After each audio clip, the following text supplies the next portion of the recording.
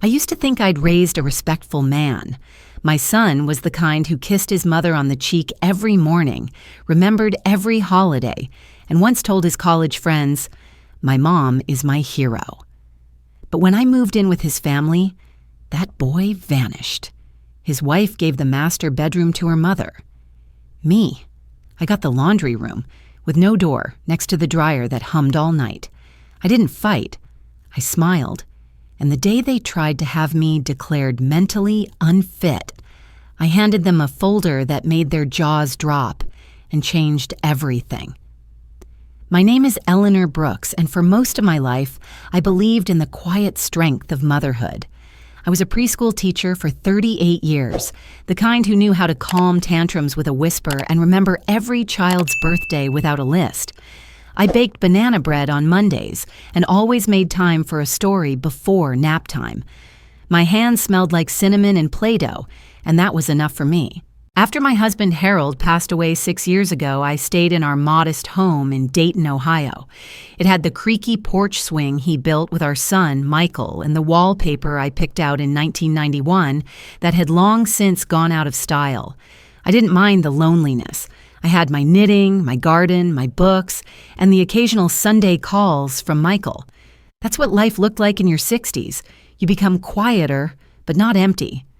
Michael was my only child, my late-in-life miracle. We were close, so close that he used to say, "You raised me with more heart than a whole army of fathers could." He grew up kind, bright, and ambitious.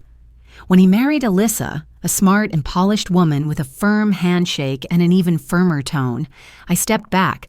I didn't want to be that mother-in-law. I smiled at their wedding and stayed out of their decisions. That's what good mothers do. They make space. I didn't expect to live with them.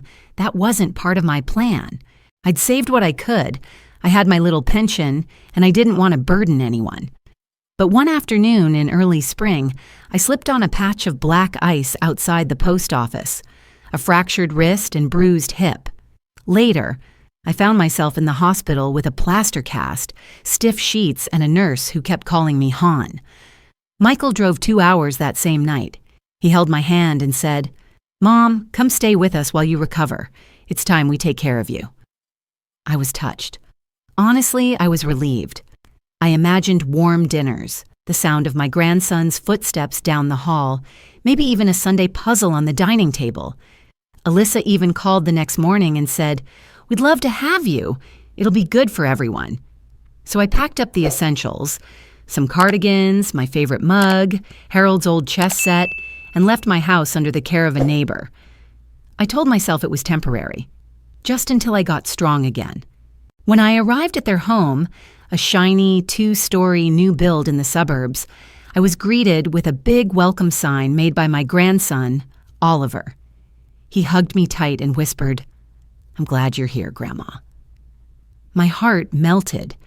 For a moment, all the doubts I'd packed with my sweaters faded away. Michael showed me around proudly, the open kitchen, the fireplace, the backyard with a swing set. "We finally made it," he said, his arm around my shoulder. Alyssa chimed in, "You'll see, everything's set up for you." I smiled. It all felt like a soft landing after a rough patch, a blessing even, until we got to my room. It was just past the laundry area, a narrow space with beige walls and a small window above the washer. The twin bed barely fit beside the dryer. There was no closet, just a bar with 3 hangers. A lamp flickered slightly when switched on. And the door? There wasn't one. Just a curtain on a rod, barely thick enough to block light, let alone sound. Alyssa noticed my hesitation. "It's not ideal," she said sweetly, "but it's temporary. My mom's back is acting up again, so she's using the guest room.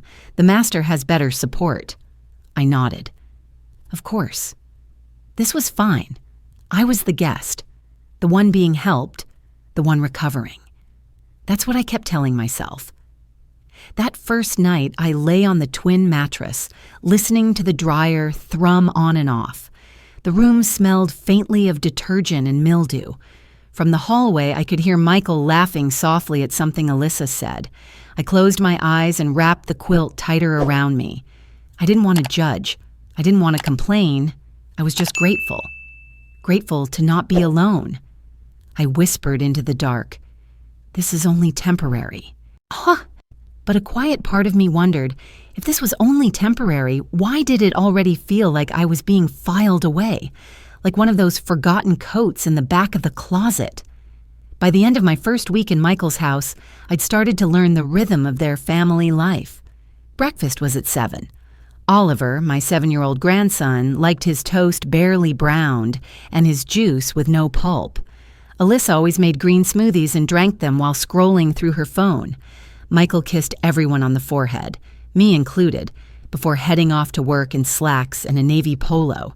It was peaceful, controlled, and at first I felt welcomed. Alyssa had a way about her, calm, deliberate, always smiling just enough. She offered to help me set up my medications and showed me how to use the thermostat app on my phone. "It gets chilly in the evenings," she said. "Don't be afraid to make yourself comfortable." She even brought me a folded throw blanket one night and said, "I found this in the linen closet. Thought it might make your room feel more cozy."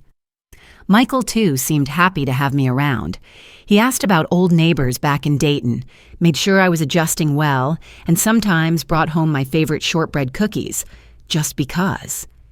It warmed me to see the man he'd become, patient, thoughtful, still with that little boy heart under his adult voice. And Oliver, well, he was my sunshine. He'd sneak into my room in the early mornings, crawling into the narrow bed beside me and whispering stories about his dreams. He asked me to walk him to the bus stop, and I did, even with my healing hip and cane.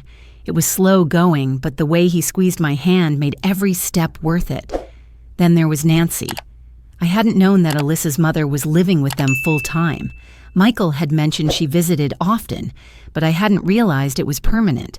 Nancy had the guest room upstairs, right across from Oliver's. It was spacious, with a plush queen-sized bed, a full vanity, and even a massage recliner in the corner. I noticed it on my second day, when I accidentally walked upstairs looking for the linen closet. Nancy was elegant, always dressed in pastel cardigans and pearl earrings, even when she was just watching TV. She had a way of walking into a room like she owned the air in it. At first, I tried to connect. I offered to help fold laundry or prep dinner. She smiled politely and declined. "Alyssa and I have a system," she said. Still, Alyssa insisted everything was balanced. "We're lucky to have both our moms," she said one evening as we cleared the table. "Not many families get this kind of support." I smiled, but I wasn't sure who was supporting whom. At dinner, Nancy sat at the head of the table. Alyssa and Michael took the sides. I usually ended up near the end, close to the kitchen entrance. I didn't mind. I was still learning their routine, still trying not to disrupt anything. Sometimes I heard Nancy and Alyssa whispering in the kitchen while I dried dishes. Not secrets exactly, but just low enough that I couldn't quite catch the words. Other times, they sat close together on the couch with mugs of tea, laughing softly while watching shows I didn't recognize. I tried joining once. I sat beside them during an episode of some home renovation show. Alyssa smiled and handed me a mug. Nancy didn't look up. 10 minutes in, Alyssa got up to check on something in the kitchen, and Nancy leaned slightly toward me and said, "You've raised a wonderful son." Her tone was flat, not cold, not warm, just factual. I thanked her and returned the smile, but something in her eyes unsettled me, like she was reminding me that Michael was part of her family now. Still, I tried to see the best in it. I told myself that blending households took time, that maybe I was overthinking, that a room without a door and a polite silence weren't necessarily signs of exclusion. One night, as I tucked Oliver into bed, he asked, "Grandma, are you going to stay here forever?" I paused. "Why do you ask, sweetie?" He shrugged. "Mommy says it's just until your leg gets better, but I want you to stay." I kissed his forehead and said, "We'll see." Because even then, I wasn't sure. I wanted to believe I belonged here. I wanted to believe that Alyssa's soft-spoken welcome and Nancy's neutral politeness were genuine. I wanted to believe that this family still had space for me, not just in their home, but in their lives. The second week brought a quiet shift in the air, subtle, not enough to name, but enough to feel. It started with the laundry. The first night, I'd written it off as a fluke. The dryer had rumbled well past midnight, its mechanical rhythm bouncing off the thin walls of my little room. I'd curled up under the quilt trying to pretend the whirring noise was white noise instead of a reminder that this room used to be a utility space. But it wasn't just the sound. Around 1 a.m., I heard voices, soft, hurried, and tense. 2 women, Alyssa and her mother, Nancy. I couldn't catch the words, only the tone. Something sharp, something hushed. It was the kind of whisper you use when you don't want the rest of the house to hear. I sat up, straining to listen, but the dryer buzzed again, masking everything else. Eventually, I drifted off to sleep, but that hollow ache in my chest lingered long after the house went quiet. The next morning, the mood was cheerful again, too cheerful. Alyssa greeted me with her usual smile, but it felt like a script. "Good morning, Eleanor. Did you sleep well?"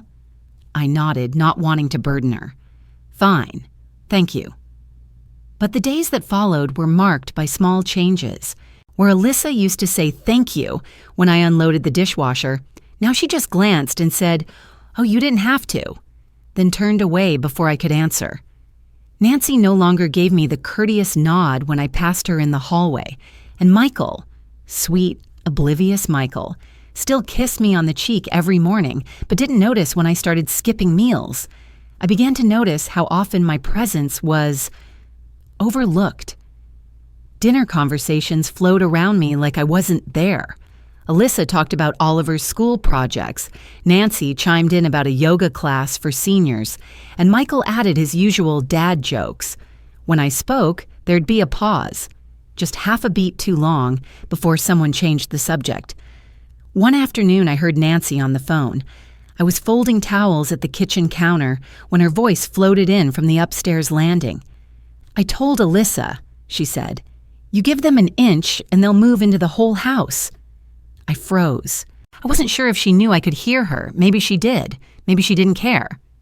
Later that day, Alyssa accidentally left a folded house budget spreadsheet on the kitchen table. I glanced at it only because my name was on it, next to utilities, split with Eleanor. I didn't say anything. I just folded it and placed it neatly by her tablet. Then came the change in routines. Oliver's bedtime stories stopped including me. Alyssa said he needed to wind down with less stimulation. I still kissed him goodnight, but only at the doorway now. The coffee pot began brewing an hour earlier, too early for me. By the time I woke up, the kitchen smelled like old grounds and silence. I began eating toast in my room. Michael noticed none of it. One night, I asked him quietly, "Is everything okay?" He frowned. "Of course. Why wouldn't it be?" "I just feel like I'm taking up space," I said. He reached for my hand. "Mom, don't be silly. Alyssa and I are so grateful you're here." But grateful isn't the same as wanted, and I was beginning to feel the difference. A few days later, I overheard Alyssa speaking to someone on the phone in the pantry. "No, she's still here. Yeah, it's been manageable." Manageable. I returned to my laundry room that night and noticed something new. A plastic bin filled with holiday decorations had been moved in, stacked near my bed. No one mentioned it. No one asked if I had space. I stared at the bin for a long time. The word Easter, scribbled on the lid in Sharpie. It sat there like a quiet announcement. "You're temporary. We're storing things here now." I lay down, pulled the quilt over my shoulders, and tried to convince myself that this was still kindness, that everything I was feeling, every sigh, every sideways glance, was just part of adjusting. But in the silence, with the hum of the dryer once again lulling me to sleep, one thought refused to leave. I hadn't moved in. I'd been placed, like furniture, like storage, and I was starting to wonder how long before they decided to put me somewhere even more out of sight. My birthday landed on a Thursday, April 13th. A quiet date, never flashy, never fussed over, but still mine. 66 years old. Not a milestone, but still a day you hope someone remembers. That morning, I woke early, earlier than usual. I put on my best cardigan, the burgundy one with little rose embroidery near the collar. Harold had given it to me for my 50th. I even dabbed a bit of lavender oil behind my ears. Just in case. Just in hope. The kitchen was empty when I walked in. No streamers, no cake box peeking out from the fridge, not even an extra place setting on the table. The coffee pot was cold. Still, I didn't panic. Maybe they were planning something for the evening. Maybe Alyssa had ordered a surprise cake. Maybe Oliver had made a card at school. I spent the morning baking lemon bars, Michael's favorite, and a small apple tart. Just enough for the family. I set the table with real plates and cloth napkins, even lit a candle in the center. It flickered cheerfully beside the ceramic rooster centerpiece Alyssa usually kept in the pantry. By noon, I hadn't seen anyone. Michael was at work, Oliver was at school, and the house felt unusually quiet. I cleaned the kitchen, rearranged the fruit bowl, rechecked the oven clock, just to make sure I hadn't mixed up the date. I hadn't. At 4, Alyssa walked in, carrying a shopping bag. She paused when she saw the set table. "Oh," she said, "are we having company?" I smiled gently. "No, it's my birthday today." Her expression didn't change, just a quick blink. "Oh, right. Wow, it totally slipped my mind. I've just been swamped."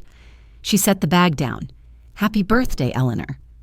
There was no hug, no card, just a line of polite regret and a flicker of annoyance in her voice. She glanced at the table, then at the lemon bars, and said, "Looks lovely." Then she disappeared upstairs. Michael didn't come home until 6:30. Oliver ran to me in his usual burst of joy, backpack bouncing, voice full of stories. "Grandma, we did volcanoes today in science!" Michael hugged me. "Hey, Mom, what's the occasion?" "It's her birthday," Oliver said quickly. "You forgot." Michael's face fell. "Oh, God, I'm so sorry, Mom. Work's been nuts. It's all right," I said, forcing a smile. "I kept it simple." He promised to make it up to me. Said we'd have dinner out this weekend, just the two of us. But it felt like a bandage on a cut that had already gone deep. I served the lemon bars and tart. No candles, no song. We ate quietly, except for Oliver, who kept trying to sing Happy Birthday. Off-key. Alyssa didn't come down for dinner. After they went to bed, I sat alone in the dim kitchen, sipping lukewarm tea. I told myself it was just an off day, that people forget, that life gets busy. I was clearing the plates when my phone buzzed, a Facebook notification. I opened the app, not expecting anything, maybe a birthday wish from an old friend in Dayton, but instead there was a photo at the top of my feed, Alyssa, Michael, Oliver, and Nancy, all smiling at a restaurant. A fancy one, the kind with cloth-covered chairs and low lighting. Alyssa held a glass of wine mid-laugh. Michael had his arm around Oliver, who was holding a sparkler candle in a little slice of cheesecake. The caption read, "Celebrating our beautiful matriarch tonight. Happy birthday, Mom. You deserve the world." Nancy. They were celebrating Nancy's birthday. On mine. I blinked at the screen, trying to make sense of it. Scrolled. There were more photos. Nancy unwrapping a scarf, Nancy clinking glasses with Alyssa, Nancy posing with Oliver by the dessert tray. My name wasn't mentioned, not once. I checked the timestamp. The photos had been posted just an hour ago. They weren't even home. I sat very still, the hum of the refrigerator, the tick of the wall clock, the single candle still burning on the table. That was all. I didn't cry. Not then. I just sat there, hands folded in my lap as the last flame flickered and died. My lemon bars were untouched, the tart only half eaten. At 10:04 p.m., I blew out the candle. Happy birthday, Eleanor. I stared at the last ember of the birthday candle until it burned itself out completely. The wax had pooled unevenly on the tablecloth, leaving a pale circle where light had briefly existed. I didn't move. I couldn't. My phone sat face down on the table, as if hiding from me, as if ashamed of what it had shown. When I finally stood, my knees ached. I carried the plates to the sink in silence. The lemon bars went into a Tupperware container that would likely never be touched. The tart I wrapped in foil and placed in the back of the fridge. I didn't want to see it tomorrow. It was almost midnight when I finally called Michael. He answered on the second ring. "Hey, Mom," he said, his voice quiet. I could hear clinking dishes and muted laughter in the background. "Everything okay?" "I saw the pictures," I said gently. He hesitated. A long, thick silence. "Oh, right. Yeah, I was going to call you," he said. "It was last minute. Nancy wasn't feeling well yesterday, and Alyssa thought it'd be nice to take her out tonight. I didn't realize it overlapped with your birthday." "Overlapped?" I repeated. Another pause. "I think Alyssa assumed you didn't want to go out," he added. "She said you seemed tired, that maybe you preferred something quieter." "I made dinner," I said. "I know," he said, softer now. "Oliver told me. I'm really sorry, Mom. I'll make it up to you. Just don't take it personally. It wasn't meant that way." But how else was it meant? I wanted to ask him that. I wanted to say, "How did we get here?" But instead, I whispered, "Good night, Michael. Love you, Mom." I didn't answer.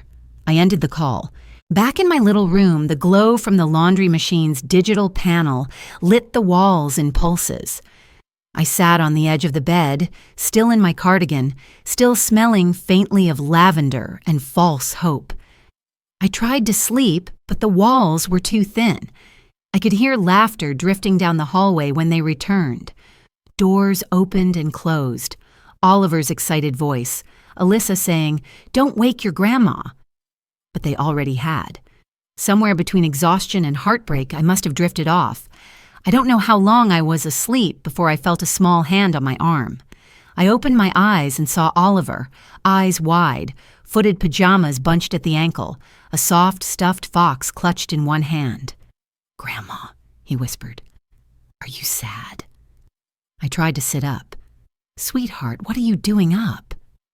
He crawled into the bed beside me without waiting for an answer and nestled against my side. "Why didn't you come to dinner with us?" he asked. I wrapped an arm around him. "I wasn't invited, honey." His brow furrowed. "That's not fair. Mommy said it was Grandma Nancy's day, but I said it's Grandma Eleanor's birthday too. She told me not to worry." I didn't know what to say. Oliver looked up at me, eyes glossy.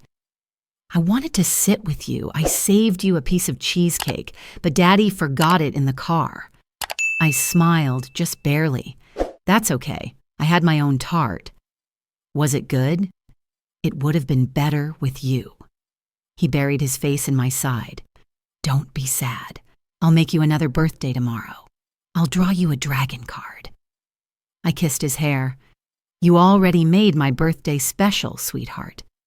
Just by being here."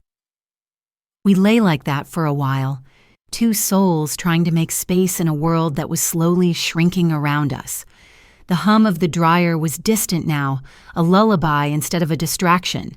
Eventually, Oliver drifted off. His breathing slowed, his hand still gripping mine. And for the first time that day, I felt a little less invisible. The next morning, I woke to find a piece of folded paper tucked under my pillow. Crayon scrawled across the front, "Happy birthday, Grandma."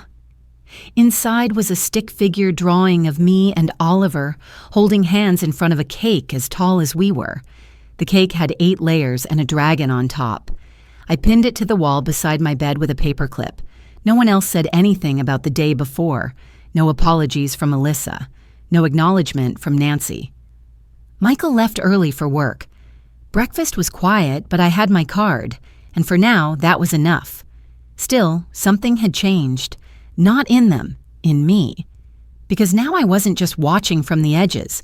I was starting to see the cracks up close, the silence that wasn't just forgetfulness, the kindness that came with limits, The family that could smile while slowly edging you out. And once you start seeing clearly, it gets harder to pretend. A week passed after my birthday, and though the sting had dulled, something inside me remained unsettled, like a door left slightly ajar in the wind. I moved through the house quieter than before, noticing details I hadn't seen when I first arrived. Which cabinet Nancy kept her tea in, how Alyssa always left her laptop just slightly open on the kitchen counter, how Michael's briefcase sat untouched in the foyer until late every evening. Then came the envelope. I found it in the mail stack one Tuesday morning, while Alyssa was out picking up Oliver from school and Nancy was upstairs. A cream-colored envelope addressed to Eleanor Brooks, but with a return address from the county assessor's office. I opened it, assuming it might be a delayed notice from my old house. It wasn't. Inside was a property tax bill. For this house. I blinked, scanning the page. It listed the property address. Michael's name appeared as the primary owner. But just below that, in smaller print, was another name, Eleanor M. Brooks, co-signer.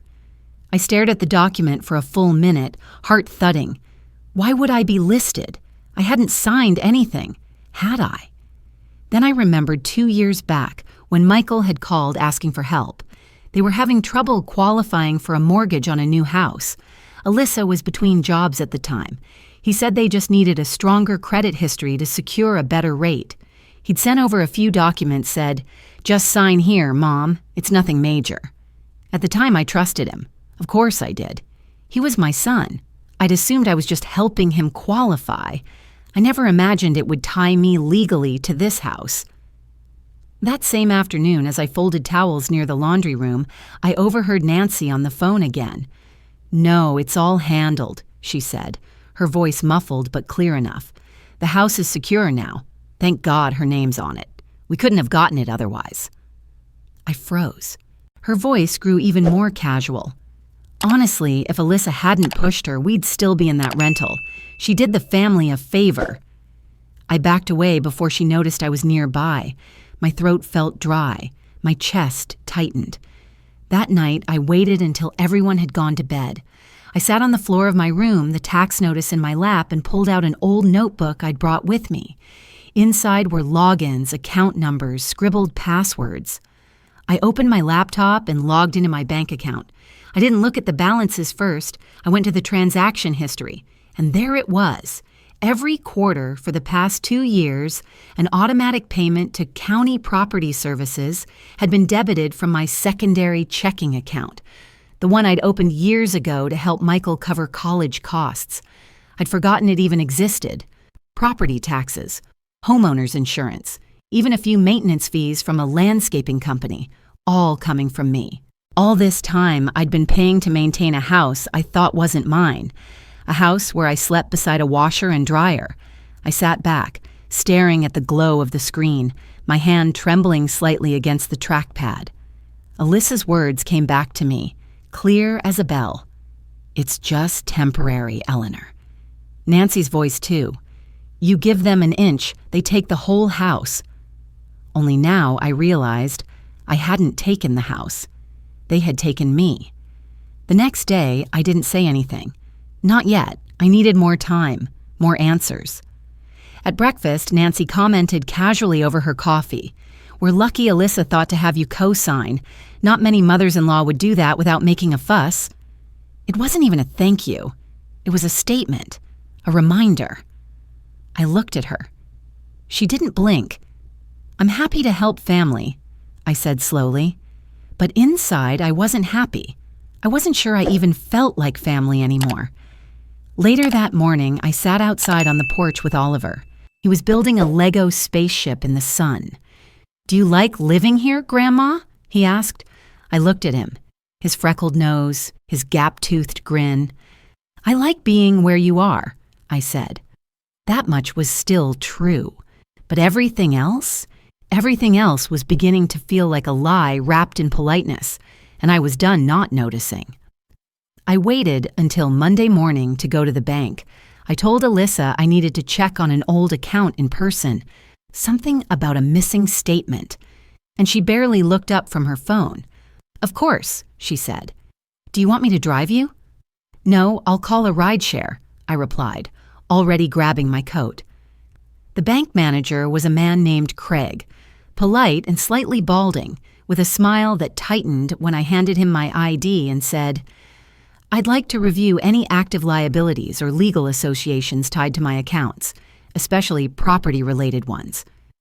He typed for a while. I watched his expression subtly change. "I see you're listed as a co-borrower on a mortgage," he said, tilting the monitor toward me.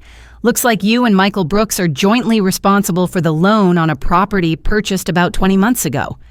He clicked into the file. My heart pounded as he pulled up the digital paperwork. My name was there, clean, official, deliberate. Michael's name was listed too. But then Craig clicked on the supplemental addendum tab, something I hadn't known existed. It detailed responsibility for secondary expenses, property insurance, escrow, utilities. I was listed as the primary responsible party. The form was digitally signed. I leaned closer. "That signature," I said slowly, pointing to the one next to Michael's printed name. "Is that recorded on file?" Craig hesitated.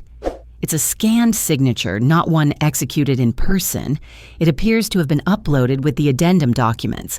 Can you confirm if it matches Michael's signature on his other forms?" He pulled up a comparison file and placed them side by side. I didn't need to be a handwriting analyst. It was obvious. Michael's actual signature looped gently, round and fluid. The one on the supplemental contract was sharp, angular, a poor imitation, a fake. I felt cold all over. "Can I get a copy of this?" I asked. Craig nodded and printed the file. I thanked him with a voice that felt far away. Outside, the spring air felt sharper than usual. I sat on a bench near the parking lot, the packet of papers on my lap, hands trembling as I flipped through them, again and again. Alyssa had forged Michael's signature, and Michael had no idea. I thought back to that phone call 2 years ago. He'd asked for my help, but told me it was just for better rates. He hadn't mentioned addendums. He hadn't said anything about shifting full responsibility for the bills to me. Had Alyssa intercepted the follow-up documents? Had she quietly manipulated everything behind his back? It felt surreal, like I was reading a novel, not living it. But the paper in my hands was real. The debt in my name was real. I took a deep breath and dialed Michael. He answered quickly. "Hey, Mom, everything okay?" "Michael," I said gently, "do you remember the house documents I signed a while back?" "Yeah, sure," he replied. "I told you, it was just to help with the loan approval. Nothing complicated." "Did you sign any follow-up forms?" I asked. A pause. "No. Why?" I exhaled. "Because I found one with your name on it, and it's not your handwriting." Silence. "What do you mean?" "There's a document making me fully responsible for the taxes, insurance, even escrow payments. It has your signature on it, but it's not yours." Another silence. He didn't deny it, but not because he was guilty, because he was confused. "I've never seen anything like that," he said. I swear. My heart broke in 2 directions, one for the mother who had been betrayed and one for the son who had been lied to. "I believe you," I said. "Do you think Alyssa—" "I don't want to speculate. Not yet." But we both knew. After the call, I sat frozen for a while, the paper stack on my lap suddenly heavier. This wasn't just about me anymore. It wasn't just about feeling unwanted or ignored. This was about control, manipulation, deception, directed at both me and my son. And the saddest part? I wasn't even surprised. That night, I came home to find Alyssa in the kitchen, humming softly while slicing lemons. She greeted me like nothing had changed, but everything had. I went to my little room, closed the curtain behind me, and spread the papers across the bed. I wasn't just a house guest anymore. I was a target. And it was time to stop acting like I didn't see it. I didn't sleep that night. The forged signature, the redirected payments, the ownership I never agreed to, those were more than enough to fracture my trust.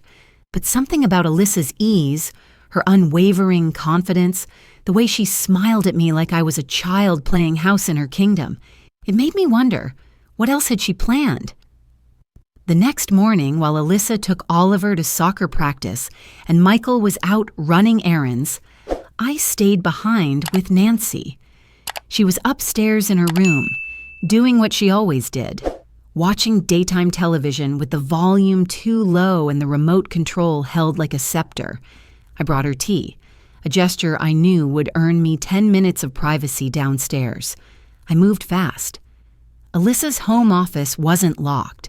She kept it in perfect order, color-coded folders, matching pens, a whiteboard filled with scheduling notes. I opened the bottom drawer of her filing cabinet, half expecting to find nothing useful. But then I saw a folder labeled Contingency, Eleanor.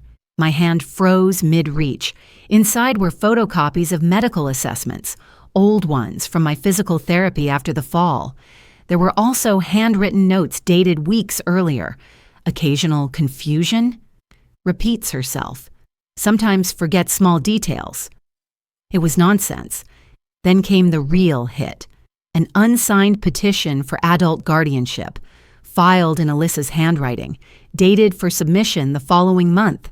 The document listed Alyssa as the primary guardian, citing my declining mental capacity and increasing risk to household safety. One line stood out, circled in red ink. Subject may benefit from assisted living facility with structured supervision. My breath caught. She was planning to declare me incompetent, and she hadn't even told Michael. At the back of the folder was a printout of a legal precedent. I skimmed the case name. It looked familiar. I blinked. The petitioner was listed as Nancy Blackwell. The respondent? Her own mother. I flipped through the pages. Nancy had filed for guardianship of her aging mother a decade earlier, alleging dementia, poor hygiene, and safety concerns. But according to the notes Alyssa had added in the margins, the petition had been contested.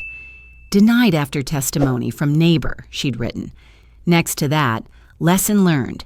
Keep documentation airtight. My hands trembled. This wasn't just something Alyssa had come up with on her own. She was repeating a script, Nancy's script. History wasn't just echoing, it was being rehearsed. I snapped photos of every page, methodically, silently. Then I closed the folder, returned it to its drawer, and wiped every surface I'd touched. I left the office and stepped out onto the porch, needing air. It was late morning. The breeze was soft, carrying the smell of freshly cut grass. It should have been calming, but inside me, something had shifted. They weren't just pushing me out, they were preparing to erase me. I couldn't let that happen. That afternoon, I called an old friend from Dayton, Marcia, a retired paralegal with too many connections and not enough patience for cruelty. By nightfall, she had referred me to an attorney in the next town over. I trust her, Marcia said, and she doesn't tolerate bullies in cardigans. The next morning, I visited the lawyer, Catherine Blake. Her office was quiet, tucked behind a florist shop, and smelled faintly of coffee and lavender. I laid the photos on her desk. She studied them with growing concern, lips tightening with every turn of the screen.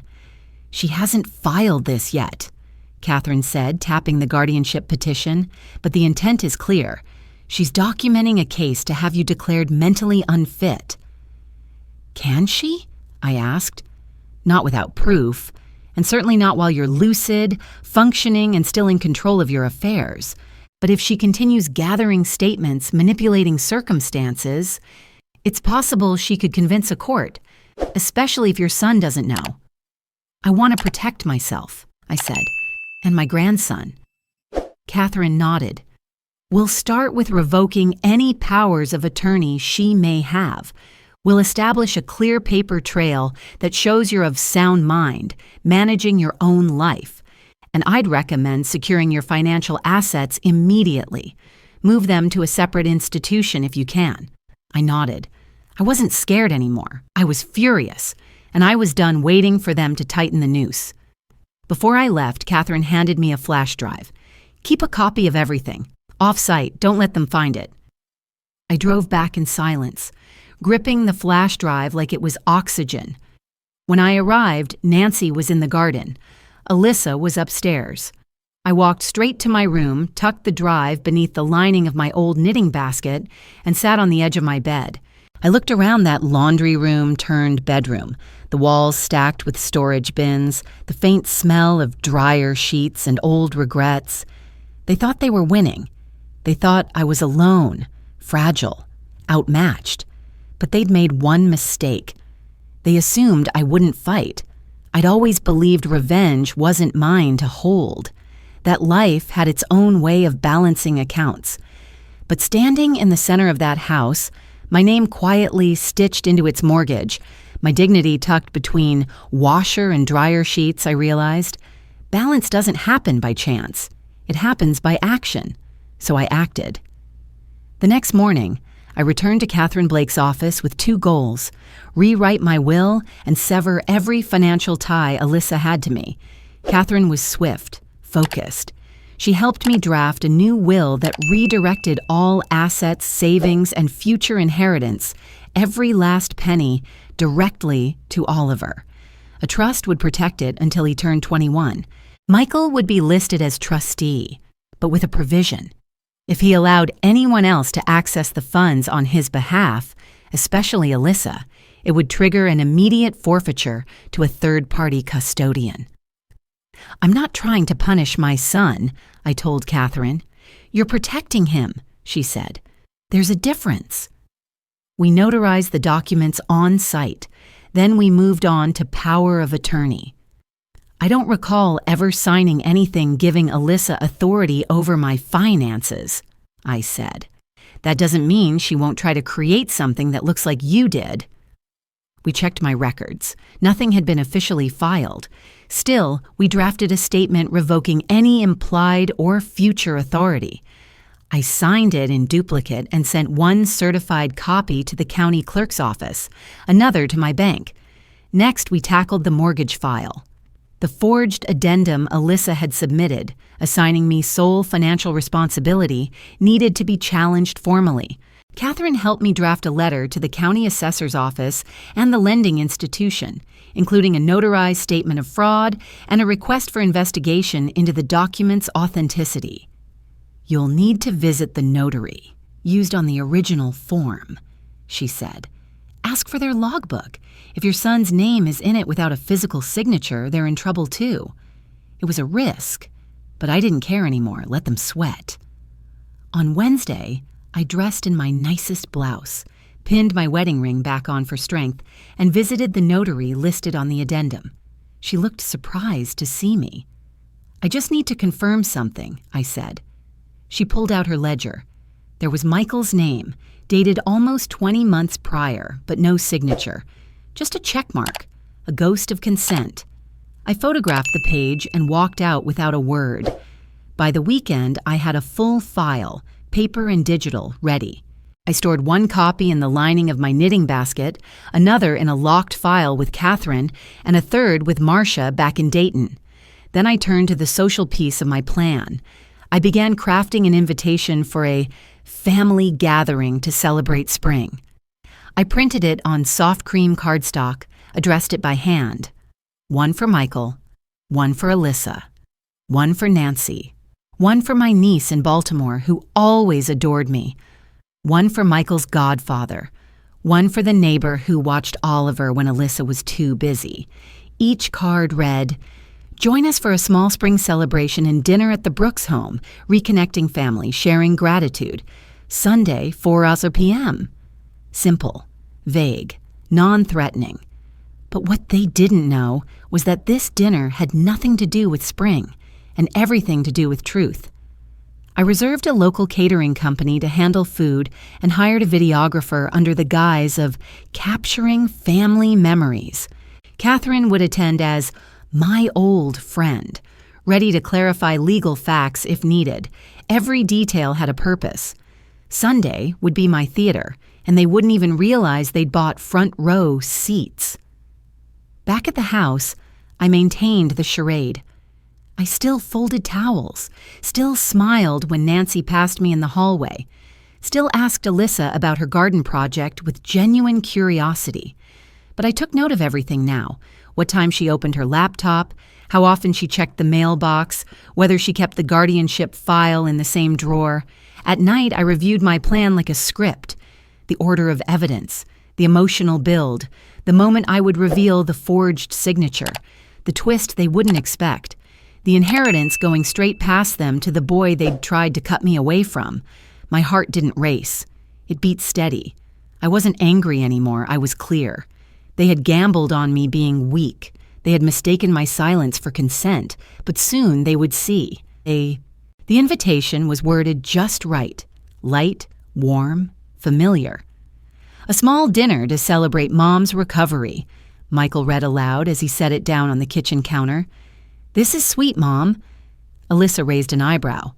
"Did you plan this?" I smiled. "Just wanted to say thank you. You've all helped me through a difficult few months. It felt right to mark the occasion." Nancy barely looked up from her tea. "Is it catered, or should I bring something?" "No need," I said. "I'm cooking. Nothing fancy. Just something from the old recipe box." There was an almost imperceptible shift in Alyssa's shoulders, like she was recalculating, but she smiled. "That'll be lovely." I spent Saturday preparing, marinating roast chicken, soaking beans for cassoulet, baking a lemon chess pie. I cleaned the dining room, rearranged the table to seat 10, and set the good plates, my mother's china, pulled from storage. That morning, I opened the curtains wide to let the sun flood in. The air smelled of rosemary and slow-baked bread. I wore a soft blue blouse and pearl earrings I hadn't touched in years, not for vanity. This was armor. At 3:30, guests began arriving. My niece Jenna from Baltimore hugged me like it had been decades, not months. Mr. Halpern, Michael's godfather, brought a bottle of wine. Even Oliver wore a little bow tie and beamed when he saw the pie on the counter. "You made the lemon one." "I did," I said, ruffling his hair. "Just for you." Alyssa was perfectly poised as she greeted everyone. Polite, cool. Her kind of battlefield was one with smiles and napkins folded in triangles. Michael buzzed with nervous energy, helping with chairs, checking on the oven. He still didn't know what was coming. That was the hardest part. Nancy arrived last, carrying a bottle of sparkling cider and a vague air of entitlement. She took her place at the head of the table without asking. Everyone settled in by 4:30. The videographer, introduced as my friend Eliza from the community center, set up near the fireplace. "Just helping me capture some memories," I told them. "It's been a long year." No one objected. I began serving plates, moving from person to person, pausing to smile, to touch a shoulder. I told stories about Michael as a boy, joked about my clumsy rehab, thanked Alyssa for her smoothie recipes, every word precise, controlled, carefully measured. Inside, my pulse ticked steady, like the second hand of a stopwatch. Then I made the toast. "Thank you all for being here," I began. "These past months haven't been easy. I lost a bit of independence, a bit of dignity, and for a while, I wondered if I was becoming a burden." A pause. A murmur from someone. Maybe Jenna. "But then I realized," I continued, "burdens aren't real. They're just stories we tell ourselves when we stop being useful to others. And usefulness, that's temporary. But truth is permanent." The room quieted. I raised my glass. To truth. Everyone sipped. Michael glanced sideways. Alyssa kept her smile perfectly intact. I set my glass down and turned to the living room doorway. "Before dessert, I'd like you all to meet someone." Catherine stepped forward. She wore simple black slacks, a white blouse, and carried a slim leather folder. "This is Catherine Blake," I said, "my attorney." Alyssa's fork froze midair. Nancy lowered her glass. Michael blinked. "You're what?" Catherine nodded politely. "Pleasure to meet you all. I've been working with Eleanor for several weeks now, helping her review some recent documents tied to this home and her personal estate." Silence spread across the table like a fog. I didn't want to bring business into dinner, I said calmly, but some things can't wait. And since you're all here, it's the perfect time to clear the air. Alyssa's voice was the first to break through. Eleanor, this isn't appropriate. Neither was forging my son's signature, I said gently. Michael straightened. What? I held up a hand. Let's finish dinner first. Dessert will be illuminating. And just like that, the stage was set. The final act had begun. The silence after my last sentence didn't just fill the room, it pushed into the corners, settled into the seams between family members who thought they understood their place. Catherine stood beside me, calm and collected, as I reached for the folder on the sideboard. It was slim but heavy, full of proof. I opened it slowly. The first item, I said, is a copy of the mortgage documents for this home. Most of you know that Michael asked for my help when they purchased the property. What you don't know is that I was made the financial guarantor for this house, and not just for the loan, for the taxes, the insurance, the escrow account. I passed a copy to Michael, whose eyes darted across the page. He didn't speak, but the color drained from his face. Catherine stepped forward. As of this year, Eleanor has covered more than 70% of the home's financial obligations, unknowingly through automatic debits she was not informed about. Nancy scoffed. She's lived here for free. No, I said. I've paid to be marginalized. There's a difference. I pulled out the second document. Here's a copy of an addendum, one I never saw, but that carries a signature from Michael, except it's not his. I turned to my son. You didn't sign this, did you? He shook his head slowly. No, I've never seen that. Catherine held up a page with a side-by-side comparison of signatures. This forgery was used to reassign liability, and it constitutes fraud. I watched Alyssa then. She was frozen, still, a crack in the porcelain mask. You don't understand, she said finally, voice flat. We were under pressure. You offered to help. I offered to help my son, I said. Not be exploited by his wife. Nancy stood. You need to stop this. Catherine raised an eyebrow. You'll want to sit for the next part. I pulled out the third document. This is a draft guardianship petition, prepared without my knowledge by Alyssa, claiming that I am mentally unfit to manage my own life. Her intention was to place me in an assisted living facility under her legal control. Michael gasped. What? She's been collecting statements, notes, anything she could twist into justification. She even used one of my physical therapy evaluations from last year. Alyssa stood now too. That's not true. But Catherine stepped forward and displayed a printout. This petition wasn't just drafted, she said. It was based on a nearly identical document filed 10 years ago by Nancy Blackwell against her own mother. Everyone turned. Nancy's face turned to stone. I did what I had to do. She was slipping, and I did it for Alyssa. And now, I said, you're both trying to repeat that pattern with me. Michael's voice cracked. Why didn't I know? How did I miss all of this? I turned to him, and for the first time in months, I saw the boy I'd raised, confused, scared, and heartbroken. Because they wanted you in the dark, I said, and because you trusted them. He sank into his chair, hands shaking. Oliver, sensing something wrong, moved to his father's side. Alyssa stepped forward. This is ridiculous. You're tearing this family apart over money. I held up one more document. This isn't about money, I said. It's about trust and consequences. I opened the final envelope. My revised will, I said, effective immediately. Catherine handed copies to those present. Alyssa didn't take hers. In it, I continued, I've revoked all previous beneficiaries except one. I turned toward Oliver. My grandson, Oliver James Brooks, is now the sole inheritor of all my assets. including my share of this home, held in trust until he turns 21. Michael's mouth opened, but he said nothing. Alyssa looked like she'd been slapped. Nancy hissed, "You're punishing your son for something he didn't even do." "No," I said.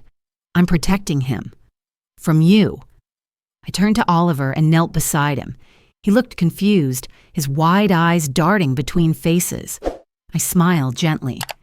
"It just means Grandma trusts you the most." The room trembled with tension, but I felt light. The truth had weight, but it also had wings. This was the cost of clarity, and I was finally free to pay it. The next morning, I packed my things in silence. Not that there was much to pack.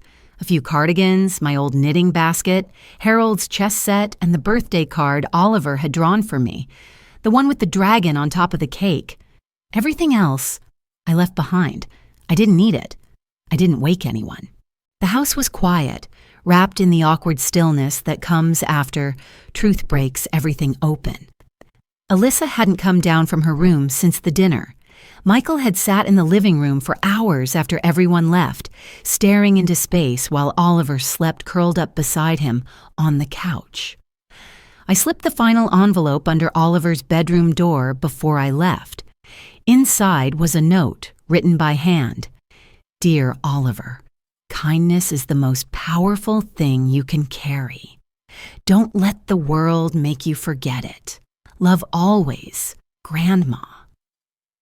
I closed the front door without looking back. Catherine had arranged for a car to pick me up. I slid into the back seat, and for the first time in months, I exhaled without feeling like I was borrowing air that didn't belong to me.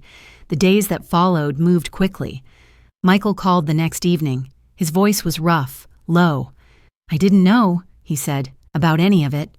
"I believe you," I replied. "I filed for divorce this morning." I said nothing. I didn't cheer or weep. It was his decision, and I trusted him to make it. "She manipulated me," he continued, "for years. Finances, decisions, even the guardianship stuff. I didn't see it until you showed me." "Sometimes love makes us blind," I said, "but now you see." He took a breath. "I want to make things right. You already started." The next week, legal proceedings began. The ownership of the house, which had always technically been split between Michael and me, was reevaluated. With Alyssa out of the picture and Michael stepping aside voluntarily, the trust in Oliver's name became the dominant, controlling interest. Alyssa contested it, of course, claimed emotional duress, alleged coercion. But her paper trail told another story. Between the forged documents, the guardianship draft, and a few questionable transfers from my secondary bank account, her arguments collapsed under scrutiny. By the end of the month, the court issued a ruling. Alyssa was to vacate the home immediately. She had no legal claim to any part of it.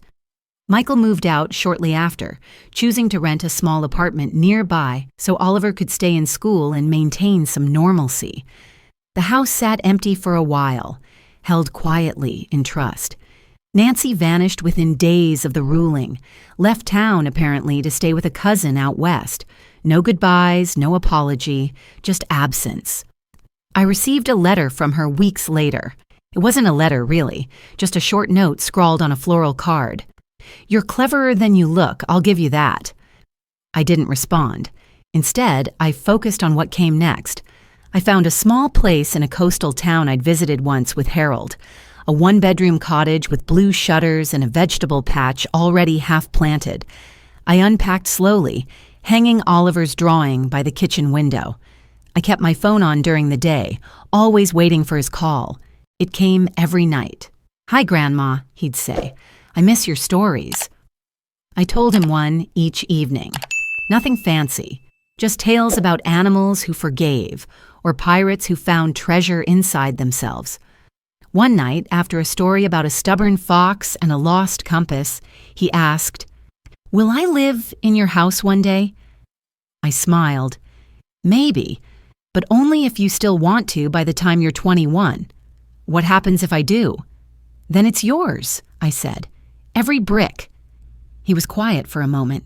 Then, Will the dragon still be on the cake? Always, I whispered. That part never changes. And it didn't. Everything else fell apart. But that, his joy, his innocence, his belief in stories and second chances, that remained untouched. The cost of truth had been steep, but it had bought me peace. Spring in Oregon has a gentler rhythm. The mornings are cool and quiet, with mist curling over the garden like a secret. My little cottage sits at the edge of a hillside with blue shutters that catch the early light, and a vegetable patch that has somehow become the heart of the neighborhood. I joined a women's collective here, an informal community of older women who meet weekly for coffee, trading stories, seedlings, and advice. Some are widows, some divorced, some never married. But all of us, in some way or another, have known what it means to be overlooked. We built something together. On Thursdays, I teach a cooking class at the community center. It's nothing fancy, just heirloom recipes, the kind with smudged index cards and too much butter. I don't charge. People bring what they can, a jar of preserves, a bag of flour. Once, someone brought a hand-knitted scarf in return for my peach cobbler recipe. That one I kept. I start each class the same way. Food is not just about feeding, it's about memory. And memory, if made right, lasts longer than we do. The women laugh. They know what I mean. Michael and Oliver visit on Sundays. They drive up from the apartment he rented in the city, always bringing something with them. Fresh apples, a new Lego set. Once a framed photo of us in front of the porch swing from the old house.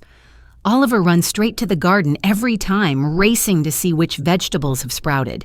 He calls it our jungle.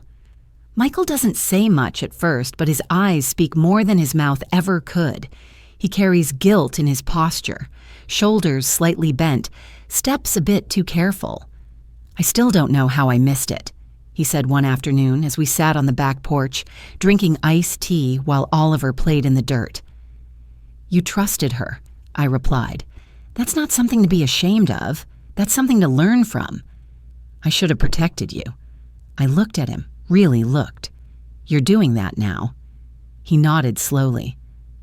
I don't know how to undo it all. You don't, I said. You live better.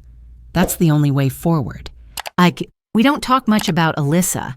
She signed the divorce papers with minimal resistance, once the house was officially beyond her reach. I don't know where she is now, and truthfully, I don't care. What matters is this new rhythm. Michael still calls me Mom, but there's something quieter in the way he says it now. More like a vow. He asks for advice again, on Oliver, on recipes, on whether he should go back to school. He listens. I set boundaries, gently but firmly. No, I told him once when he offered to convert his new place into a shared home again. This is where I belong now. But we miss you, he said. I miss you too, I replied. But missing someone isn't a reason to undo healing. He didn't argue. Instead, he built a tradition. Every Sunday, he and Oliver come by. We cook lunch together. We walk the garden. Oliver reads me something he's written. He's taken to journaling now, sketching his days in wild crayon arcs. I keep his pages in a shoebox under my bed. After lunch, Michael helps with dishes. Then they leave, always with a promise. See you next week.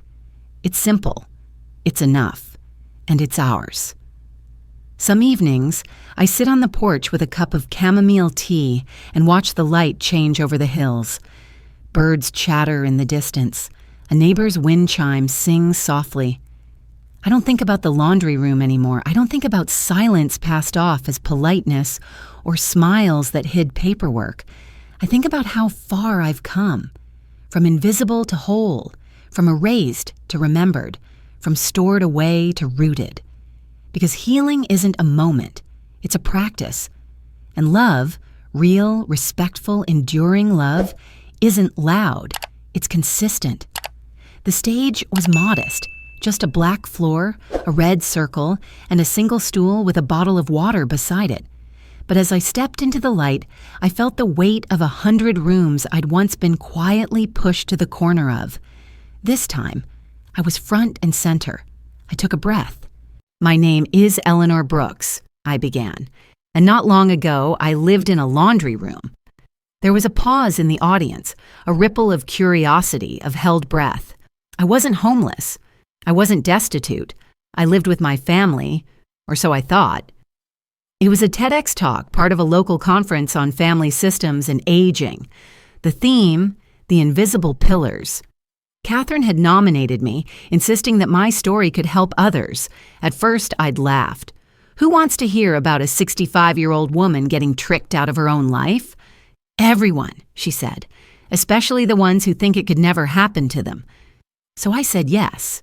And now, here I was, telling the truth in 10 carefully chosen minutes.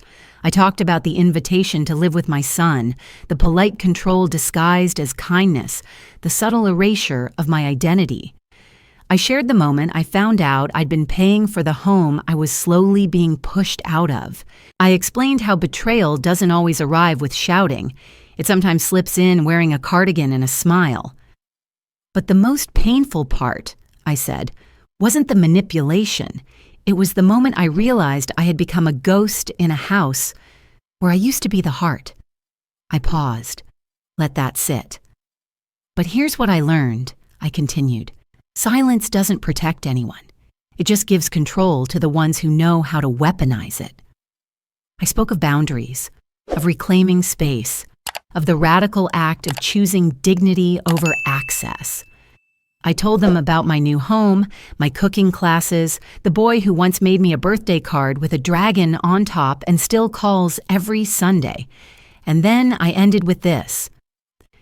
I used to think I needed the master bedroom to feel respected, but now I know I don't need a title or a door with a lock or a name on a deed to feel seen. I just need one corner of the world that reflects who I really am. A place not assigned out of guilt or obligation, but claimed out of worth. I don't need the master bedroom. I just need a space where I matter. The applause was slow at first, then rising. It wasn't loud or explosive. It was thoughtful, sustained. That night, I sat backstage holding a small bouquet handed to me by one of the volunteers.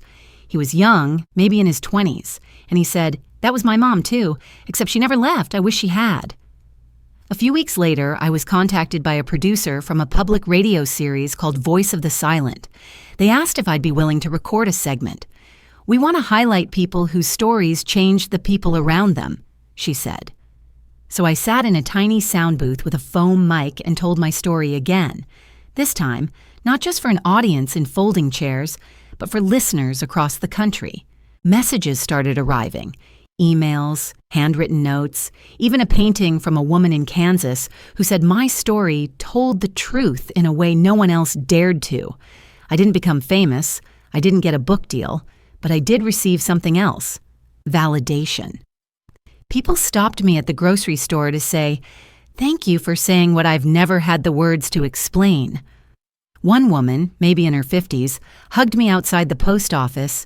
"You reminded me that it's never too late to reclaim yourself." And that, I think, is the real reward. Not revenge, not even justice, but impact. Because the world is full of people living quietly in the corners of their own lives, wondering if they're allowed to ask for more. I'm here to say, you are. And if your voice shakes, speak anyway. If your knees tremble, stand anyway. If no one believes you, believe yourself anyway. Because what you are, what you've lived, and what you've endured, it matters. You matter. As for me, I still teach every Thursday. Oliver still calls every Sunday. The wind still moves through my garden in soft rhythms, whispering reminders of who I used to be and who I chose to become. And every time someone asks me, "Do you miss the old house?" I smile and say, "No." Because the truth is, I never lived in that house. I just slept there. Now I live.